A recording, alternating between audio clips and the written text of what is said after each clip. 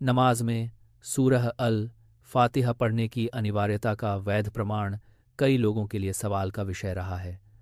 आज हम इस प्रश्न का स्पष्ट जवाब कुरान मजीद और सही हदीस के आधार पर प्रस्तुत करते हैं। सबसे पहला प्रमाण हम कुरान मजीद से लेते हैं। कुरान में अल्लाह ताला सूरह अल हिज्र की आयत नंबर 87 में फरमाता है, वल्काद अतैनाक सबन मिनल मसानी वल कुरान अल अजीम।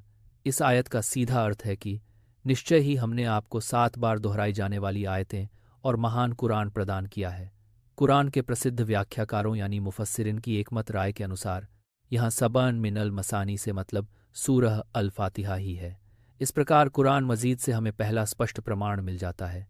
कुरान मजीद से प्राप्त पहले प्रमाण के बाद दूसरा प्रमाण हमें सहीह मुस्लिम की प्रसिद्ध हदीस से प्राप्त होता है।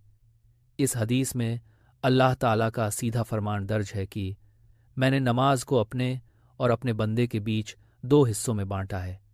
हदीस विद्वानों की एकमत राय के अनुसार यहाँ सीधे तौर पर हर अनिवार्य नमाज में पढ़ी जाने वाली सूरह अल फातिहा का जिक्र किया गया है।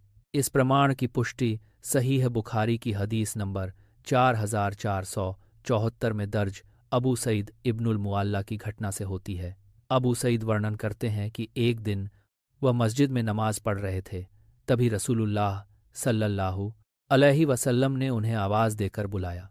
वह नमाज में पूरी तरह मग्न थे, इसलिए उन्हें बुलाहट का जवाब देना संभव नहीं हुआ। नमाज खत्म होने के बाद वह रसूलुल्लाह के पास गए और अपनी स्थिति स्पष्ट की कि नमाज में होने के कारण वह बुलाहट का जवाब नहीं दे पाए थे। रसूलुल्लाह सल्लल्लाहु अलैहि वसल्लम ने उनकी बात सुनकर फरमाया, क्या अल्लाह ताला ने यह नहीं फरमाया कि ए ईमान वालो, अल्लाह और रसूल की पुकार का जवाब दो जब वह तुम्हें ज़िंदगी देने वाली चीज़ की तरफ बुलाते हैं। फिर आपने वादा किया कि मैं तुम्हें मस्जिद से निकलने से पहले कुरान की सबसे बड़ी सूरह सिखाऊंगा। फिर आपने अबू सईद का हाथ पकड़कर साथ चलना शुरू किया।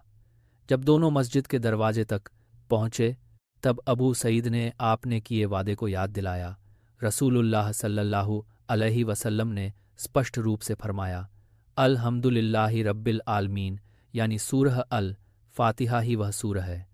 यही वह 7 बार दोहराई जाने वाली आयतें हैं और यही वह महान कुरान है जो मुझे प्रदान किया गया है। अंत में नबी मोहम्मद सल्लल्लाहु अलैहि वसल्लम का स्पष्ट निर्णायक फरमान है कि सूरह अल फातिहा के बिना कोई भी नमाज पूरी नहीं होती।